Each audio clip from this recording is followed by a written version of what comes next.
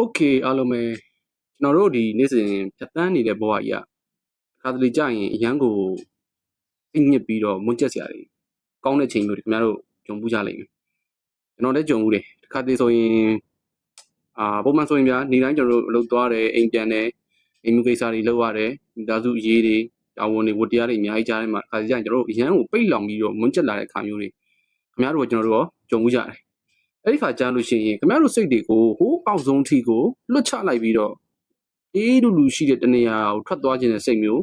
ခင်ဗျားတို့စိတ်ထဲမှာဖြစ်ဘူးလား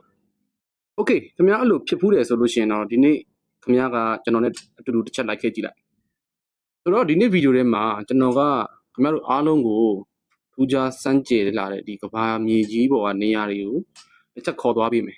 လူလိုက်ခဲ့ကြည့်လိုက်ပေါ့ခင်ဗျားတို့ဒီစောက်တွေထဲမှာပဲဖတ်ဘူးတယ်တချို့ဆိုရုပ်ရှင်ဗီဒီယိုတွေထဲမှာပဲမြင်ဘူးတဲ့ဒီရှေးဟောင်းရုပ်ဝက်ချက်တွေနောက်ပြီးတော့သဘာဝတရားကြီးကဖန်တီးပေးထားတဲ့အလှပတရားတွေတချို့ကြတော့လူသားတွေရဲ့ဖန်တီးတည်ဆောက်ထားတဲ့ဘိသုကလက်ရာတွေအဲ့လိုအရန်လှပတဲ့နေရာတွေစီကိုဒီနေ့ကျွန်တော်ကခင်ဗျားတို့အတူတူခေါ်သွားမယ်တစ်ချက်လိုက်ကြည့်ကြည့်လိုက်ထူးထူးခြားခြားဒီဝိဝိလန်လန်လျှောက်သွားဖို့မလိုဘူးဗျာခင်ဗျားတို့ကျွန်တော်တို့ဒီနေတဲ့မြန်မာနိုင်ငံဝန်းကျင်ကပတ်ဝန်းကျင်ကဒီအရှိတောင်အာရှထဲမှာပဲတစ်ချက်တော့ပတ်သွားကြည့်လိုက်ကြမယ်Okay KP Knowledge Channel ကနေပြီးတော့ပြန်လဲကြိုဆိုလိုက်ပါတယ်ကျွန်တော်ကတော့ KP Knowledge Channel ရဲ့ကိုပိုင်ဖြစ်ပါတယ်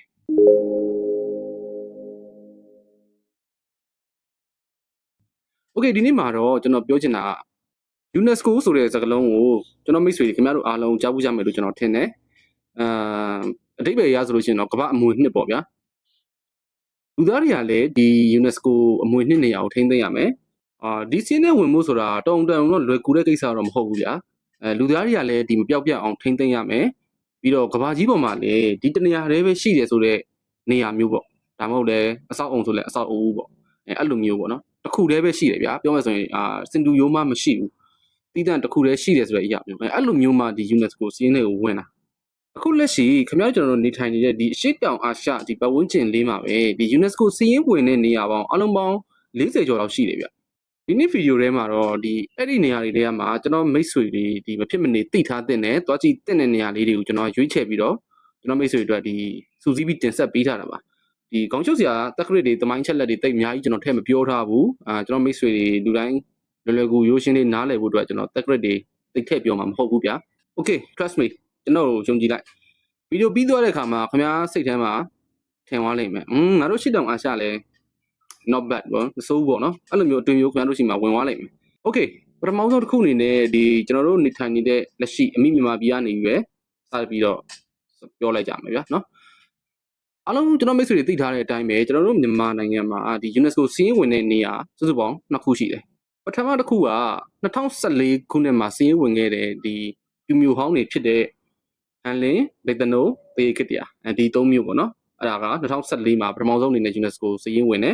နောက်တစ်ခုကတော့2019ခုနှစ်မှာကျွန်တော်တို့မြန်မာနိုင်ငံအတွက်ဒုတိယမြောက် UNESCO စီးရင်ဝင်ဖြစ်ခဲ့တဲ့ခင်ဗျားတို့ကျွန်တော်တို့အားလုံးသိတယ်ကျွန်တော်တို့အားလုံးချစ်ရတဲ့ဒီပကံမြေပဲဖြစ်ပါတယ်ပကံကိုရောက်ဖူးတဲ့သူတိုင်းလည်းသိတယ်ဗျာဒီညနေခင်းအချိန်လေးဆိုရင်ဒီဖျားတဆူဆူဘောကနေပြီးတော့ကြည့်လိုက်မယ်ဆိုလို့ရှိရင်ဒီစီးစာနေဝင်ချိန်ဆိုလို့ရှိရင်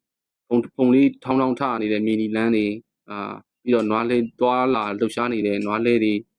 ပြီးလို့ရှိရင်ရထောင်ချီအောင်များပြားလာတဲ့ဒီဖျားစီဒီပထိုးတွေအဲ့ဒီမြင်ကွင်းတွေအဲ့မြင်ကွင်းရဲ့နောက်မှာစိမ့်ဆူနေတဲ့ဒီထနောင်းပင်တွေနောက်ပင်တွေတောအုပ်တွေတို့စိမ့်ဆူဆူရှိတဲ့အရာတွေပေါ့နော်အဲ့ဒါတွေအားလုံးပေါင်းဆက်ထားတဲ့မြင်ကွင်းကကျွန်တော်တို့ခမရတို့အားလုံးနာမကပဲနဲ့ဒီကဘာပေါ်မှာရှိတဲ့လူတွေအားလုံးအတွက်ရင်သက်ရှူမောစရာဖြစ်ခဲ့တယ်လက်ရှိလည်းဖြစ်နေသေးပဲဆိုတော့ UNESCO ကဘာလို့ပကံပြည်ကို UNESCO စီးဝင်ဖြစ်သတ်မှတ်ခဲ့လဲဆိုတော့ရထောင်ချီတဲ့ဒီရှေးဟောင်းလက်ရာစီးဒီပထိုးတွေနောက်ပြီးတော့လွန်ခဲ့တဲ့နှစ်1000နီးပါးလောက်ကလေးကရှိခဲ့တဲ့ဒီပိသုကာလက်ရာတွေပြီးတော့နေရန်စေးရေးပကြီးတွေပြီးတော့ဒီကိုယ်ကွယ်ယုံကြည်မှုတွေကဒီကဘာပေါ်မှာတခြားဘယ်နေရာနဲ့မှမတူဘဲနဲ့အတူမရှိတဲ့အတွက်ပကံကို UNESCO စီးဝင်ဖြစ်သတ်မှတ်ခဲ့တယ်ပကံဟာကျွန်တော်တို့မြန်မာနိုင်ငံသားတွေအားလုံးရဲ့နှလုံးသားလည်းဖြစ်တယ်လို့ကဘာကြီးတစ်ခုလုံးရဲ့ယေဒနာအနေနဲ့လည်းပြောမယ်ဆိုရင်ပြောလို့ရတယ် Okay ဆိုတော့ပကံကတော့ကျွန်တော်မိတ်ဆွေတွေခင်ဗျားတို့အားလုံးဒီပကံမြေအကြောင်းကိုသိပြီးသားဖြစ်တဲ့အတွက်ကျွန်တော်သိထူးထွေတော့မပြောတော့ဘူးပကံက UNESCO စီးရင်ဝင်တဲ့အကြိုင်းမင်းချက်လက်လေးပဲကျွန်တော်ပြောပြခဲ့တာဆိုတော့အခုချိန်မှာကျွန်တော်မိတ်ဆွေတွေတော်တော်များများသိမသိတဲ့ပထမဆုံးမြန်မာနိုင်ငံအတွက်ပေါ့နော်ပထမဆုံး UNESCO စီးရင်ဝင်ခဲ့တဲ့ဒီပြူမျိုးဟောင်း3မျိုးအကြောင်းကိုကျွန်တော်ဆက်ပြောပြမယ် ဒီပြူမျိုးဟောင်း၃မျိုးကကျွန်တော်တို့သိထားတယ်ခင်ဗျားတို့ကျွန်တော်တို့အားလုံးသိတယ်ဒီပကံကြီးထက်တောင်နှစ်ပေါင်းတော်တော်လေးစောတယ်ဗျာဆိုတော့အဲ့ဒါကဒီကျွန်တော်တို့သွေးချင်းသားချင်းဒီမြန်မာနိုင်ငံသားတွေရဲ့အစောဆုံးမျိုးပြယဉ်ကျေးမှုတစ်ခုဖြစ်ဂုဏ်ယူဖို့လည်းကောင်းတယ်โอเคဆိုတော့အဲ့ဒီ၃မျိုးကဘာတွေလဲဆိုတော့ဟန်လင်ပိတနိုတရေခက်တရားအဲ့ဒီ၃မျိုးပဲလွန်ခဲ့တဲ့နှစ်ပေါင်း2000ဝန်းကျင်လောက်ကလေးကပေါ်ထွန်းခဲ့တာဆိုတော့ခင်ဗျားစဉ်းစားကြည့်ဗျာဒါယေရှုခရစ်တော်စပြီးတော့ပေါ်ထွန်းတဲ့အချိန်ပြီးတော့ရောမအင်ပါရာခေတ်ဟုတ်တယ်သူတို့ ਨੇ ခေတ်ပြိုင်လောက်သွားဖြစ်မယ်ဗျာဆိုတော့ UNESCO ကဘာကြောင့်အဲ့ဒီ၃မျိုးကို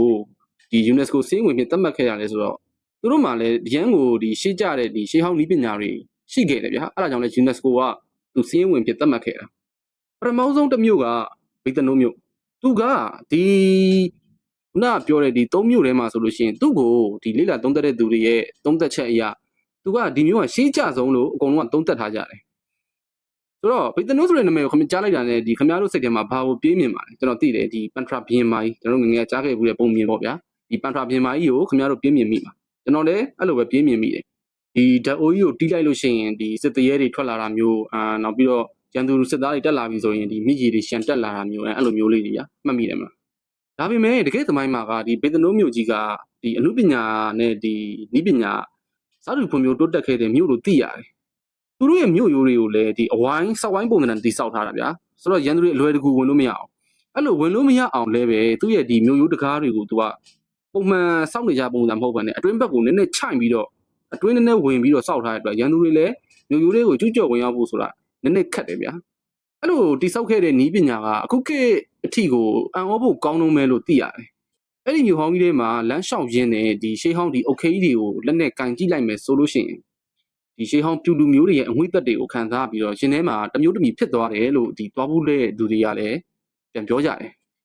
ဒုတိယတစ်မျိုးကတော့ဒီစကိုင်းတိုင်းတွေကဟန်လင်းမျိုးဆိုတော့ဟန်လင်းမျိုးလို့ပြောလိုက်ကြတဲ့ပထမဆုံးပြင်းမြင့်မိတဲ့အရာကဒီပြူခစ်တုံးကသုံးခဲ့တဲ့ဒီပြူဒင်းကားပြားတွေနဲ့နောက်ပြီးတော့ပြူပတိစီတွေအဲ့ဒါတွေကိုအရင်ဆုံးပြင်းမြင့်မိတတ်ကြတယ်အဲ့ဒီမျိုးကနေပြီးတော့တူးဖော်ရရှိတဲ့ဒီငွေဒင်းကားပြားတွေမှာဒီနေမင်းပုံစံအမှတ်တစိတ်တွေနောက်ပြီးတော့တီတီဝတ်ဆအမှတ်တစိတ်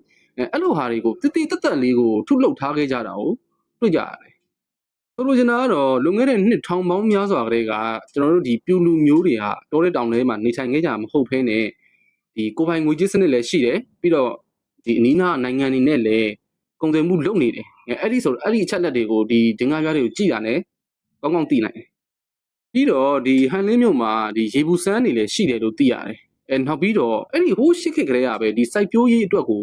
ဒီရေသွင်းရေထုတ်လုပ်တဲ့စနစ်တွေအဲ့စနစ်တွေအသုံးပြုခဲ့ကြရဆိုပြီးတော့သိရသေးတယ်နောက်ဆုံးတစ်မျိုးကတော့ကျွန်တော်မိတ်ဆွေတွေအားလုံးလည်းရောက်ဖူးကြမယ်လို့ထင်တယ်အားလုံးလည်းသိပြီးသားဖြစ်တဲ့ဒီကျွန်တော်တို့ပြည်မြို့နွားကဒီတရေခစ်တရားမြို့ဗျာ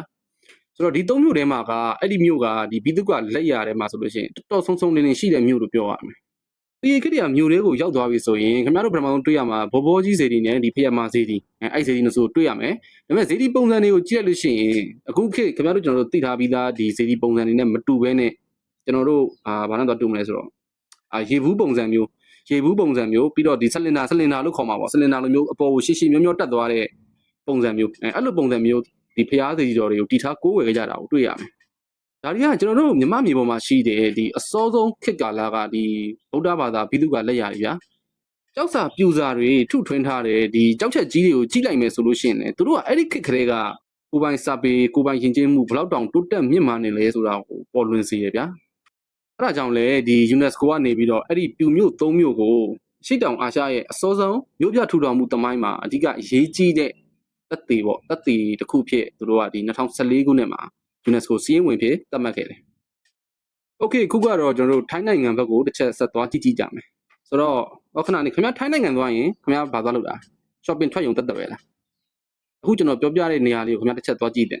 ။တကယ်ကဒီဘန်ကောက်ကနေပြီးတော့သွားမယ်ဆိုရင်တနာရီခွဲလောက်ပဲကားစီးရတဲ့နေရာပေါ့။အဲ့ဒီနေရာမှာဒီအယုဒ္ဓယလို့ခေါ်တဲ့ခင်ဗျားတို့လည်းကြားဖို့ပါတယ်။အယုဒ္ဓယလို့ခေါ်တဲ့ဒီ UNESCO ရှေးဟောင်းမြို့ကြီးတစ်မြို့ရှိတယ်။ဒီနေရာကသမိုင်းကြောင်းတွေအရဆိုလို့ရှိရင်ကျွန်တော်တို့ရဲ့ဒီပကံခေတ်ကုန်းမောင်ခေတ်အဲ့ခေတ်ဒီနဲ့ဒီခေတ်ပြိုင်လို့ပြောလို့ရမယ်ပြီးတော့တော်တော်လေးလည်းခမ်းနားခဲ့တဲ့ဒီယိုရီးယားမင်းနေပြည်တော်ကြီးပေါ့ဗျာဒီနေရာမှာအထူးခြားဆုံးနဲ့လူကြိုက်အများဆုံးဒီတပုံရိုက်ကြတယ်ဒီရိုက်ကွင်းနေရာကတစ်ပင်ကြီးတစ်ပင်ရဲ့အမြင့်တွေကြားထဲမှာဗျာဒီဗုဒ္ဓသဘာဝတိုင်းဒီညက်ပြီးတော့ကြံခဲ့တဲ့ဗုဒ္ဓရုပ်ပွားစင်းလူတော်ရဲ့ ဦးကောင်းတော်ပေါ့အဲ့နေရာကတော့ဒီကဘာလက်ခီးသွားတွေရောလူတော်တော်များများအကြိုက်တွေ့ကြတဲ့နေရာလေးပေါ့ခင်ဗျားအဲ့ဒါကိုမြင်လိုက်ရတာနဲ့ဗျာခင်ဗျားစိတ်ထဲမှာပဲတမျိုးကြီးဖြစ်ပြီးတော့ဟိုငိမ့်ချမ်းသွားသလိုလိုဒါမှမဟုတ်ပဲဟိုတဘာဝတရားကြီးရဲ့အာတာချက်တွေဟိုအင်အားကြီးမားတဲ့ပုံတွေပေါ့အဲ့ဒါတွေကိုခင်ဗျားစိတ်ထဲတွေးမြင်လိုက်ရသလိုလိုအဲ့လိုမျိုးတွေစိတ်ခံစားချက်တွေဖြစ်တယ်နောက်ထပ်တစ်နေရာကတော့ဒီသူခေါ်ရလို့ခေါ်တဲ့ဒီထိုင်းရင်ကျေးမှုရဲ့အစအခြေပြုရနေရာလေးတစ်နေရာပေါ့ဗျာသူကလည်းထိုင်းနိုင်ငံမှာဆိုရင် UNESCO စီးရင်ဝင်တဲ့နေရာလေးတစ်ခုပဲโอเคဒီလာအိုနိုင်ငံဘက်မှာဆိုရင်တော့ဒီ Luang Prabang ဆိုတဲ့ဒီမြို့လေးက UNESCO စီးရင်ဝင်တဲ့မြို့လေးဖြစ်လူသိများတယ်အဲ့ဒီမြို့လေးကဘာလို့ UNESCO စီးရင်ဝင်ရလဲဆိုတော့သူ့မှာရှိတဲ့အိမ်လေးတွေကဟိုးရှေးဟောင်းလာအိုရိုးရာတက်သားအိမ်လေးတွေဗျာနောက်ပြီးတော့ဘုန်းကြီးကျောင်းတွေပြီးလို့ရှိရင်ပြင်သစ်စတိုင်ကိုလိုနီခေတ်ပေါ့အဲ့ကိုလိုနီခေတ်ဝန်းကျင်လောက်ကစောက်ခဲ့တဲ့ဒီပြင်သစ်စတိုင်အိမ်ပုံစံတွေပေါ့နော်အဆောက်အုံတွေပေါ့အဲ့ဒါတွေအကုန်လုံးရောနှောနေပြီးတော့တော်တော်လေးလှတယ်လို့ပြောကြတယ်မနက်ခင်းဒီဝေလီဝေလင်းချိန်မှာဘုန်းကြီးတွေဒီစုံငံထွက်လာတဲ့ဟာကိုဒီကဘာလက်ခီးသွားတွေကောမြို့နေလူလူရောအကုန်လုံးကဒီစွန်းလောင်းရင်းနဲ့ဒီမြေကြီးမှာအကုန်လုံးဒူးထောက်ထိုင်ပြီးတော့အယိုသေးပေးပြီးတော့ရှ िख ိုးကြောကြတယ်ပေါ့နော်အဲ့ဒီအချိန်ကလေတော်တော်လေးကိုဗျာရင်ထဲကိုအေးချမ်းပြီးလုံးဝငြိမ်းချမ်းသွားစေပြီးတော့တောက်ပြလူချုပ်ပြောပြချက်အရဆိုလို့ရှိရင်အချိန်လေးခဏလေးရက်သွားသလိုအဲ့လိုမျိုးခံစားရတယ်ဘာလို့ဆိုတော့လုံးဝပတ်ဝန်းကျင်ကလုံးဝတိတ်ဆိတ်တယ်မနဲ့ဝေဒီဝင်နေဖြစ်တာအောင်တိတ်ဆိတ်တယ်ငြိမ်သက်တယ်ပြီးတော့အကုန်လုံးကလည်းဒီတန်ဃာတော်တွေကိုရိုသေပေးရှ िख ိုးပြီးတော့ဒူးထောက်ပြီးငြိမ်ငြိမ်လေးနေနေတဲ့အချိန်ဆိုတော့အကုန်လုံးတိတ်ဆိတ်ပြီးတော့မြတ်တွေးကြည့်လိုက်ဗျာဘယ်တော့တောင်ငြိမ်းချမ်းအေးဆေးမလဲဆိုတာအောင်โอเคနောက်တစ်ခုကတော့ကျွန်တော်တို့ဒီအရှိတောင်အာရှနေမဟုတ်ဘဲနဲ့ဒီကဘာလုံးဝခီးသွားတွေရဲ့အိမ်မက်နေရာတစ်ခုဖြစ်တယ်နောက်ပြီးတော့ကဘာအကြီးဆုံးယုံကြည်ကိုးကွယ်မှုဆိုင်ရာအဆောက်အုံဝန်းကြီးတစ်ခုလို့ပြောလို့ရတယ်ကမ္ဘောဒီးယားမှာရှိတဲ့အန်ကောဝစ်ဘုရားကျောင်းကြီးဆိုတော့ခင်ဗျားတို့အဲ့ဒီအန်ကောဝစ်ကျောင်းတို့ရေသေချာတစ်ချက်ကြည့်လိုက်ဗျာသူကဒီကြောက်တုံးတွေကိုတထုံးပေါ်တထုံးဆင့်ပြီးတော့စောက်ထားတာသူကတစ်ခုနဲ့တစ်ခုတွဲဖို့ဆက်ထားဖို့ဆိုရင်ဘာဘီလက်နေမှမတုံတော့ဒီတိုင်းပဲတထုံးပေါ်တထုံးဆင့်ပြီးပဲစောက်ထားတာပြီးတော့ဒီနေရံပေါ်မှာထုစစ်ထားတဲ့ဒီနတ်သမီးပုံတွေနောက်ပြီးတော့ဒီတိုက်ပွဲဝင်နေကြတဲ့ပုံတွေအဲ့ပုံတွေကတော်တော်လေးကိုအသက်ဝင်တဲ့အတွက်အနာကပ်ပြီးတော့တွားကြည့်မယ်ဆိုလို့ရှိရင်ဟိုကိုယ့်ကိုစကားပဲထွက်ပြောတော့မလို့လို့အဲ့လိုပုံစံမျိုးထိအသက်ဝင်တယ်လို့ဒီတွားဘူးတဲ့လူတွေရဲ့ပြန်ပြောချက်ရသိရတယ်ဒီအန်ကောဝတ်ဒီကျောင်းတော်ကြီးရဲ့ဝန်းကြီးထဲမှာပဲနောက်ထပ်တာပရွန်လို့ခေါ်တဲ့နောက်ထပ်ကျောင်းတော်တစ်ခုရှိသေးတယ်နည်းနည်းကြီးတဲ့ဒီတစ်ပင်အမြင့်တွေကဒီကြောက်တုံးတွေနဲ့စောက်ထားတဲ့အဲ့ဒီအဆောက်အုံကိုပတ်ခွေပြီးတော့ဗျာဟိုဝါမျိုးဝါသလိုလိုအဲ့လိုပုံစံမျိုးဗျအဲ့ကျောင်းတော်ပုံစံကဆိုတော့ကျွန်တော်ထင်တယ်အန်ဂျလီနာဂျိုလီရဲ့ဒီ Tom Raider ဆိုတဲ့ဇာတ်ကားအဲ့ကားထဲမှာပါတယ်ဘာဝတရားကြီးကဒီလူသားတွေရဲ့လက်ရာဒီပြည်သူကအဆောက်အုံကိုပြန်လဲဝါမျိုးလိုက်တယ်ဆိုတဲ့အဲ့လိုသဘောမျိုးပေါ့ဗျာပြီးတော့ဒီနေရာကို UNESCO ကကျင်းသေးပေါက်ကိုစီးရင်သွင်းရမယ်တကယ်ကမ္ဘာအံ့ဩဖွယ်နေရာတွေကတစ်ခုဗျာโอเคနောက်ပြီးတော့ဒီအင်ဒိုနီးရှားမှာလည်းဒီကမ္ဘာပေါ်မှာအကြီးဆုံးလို့ပြောလို့ရတဲ့ဗုဒ္ဓဘာသာဇေဒီတော်ကြီးတဆူရှိတယ်အဲ့ဒါကိုတော့ဘိုရောဗုဒ္ဓလို့ခေါ်တယ်သူ့ပုံစံကဒီအပေါ်ကနေဒီစัจ java မြေပုံများဒီမန္တလာပုံစံအဲ့လိုမျိုးစောက်ထားတာအလွှာတွေအစစ်စစ်တက်သွားရင်းနဲ့စိတ်နှလုံးဖြူစင်မှုကိုရရှိတယ်ဆိုတဲ့အထိပ္ပယ်ပြီးတော့ဒီဘေးပက်လေးမှာလည်းဒီမီးတောင်တွေဝိုင်းနေတာဆိုတော့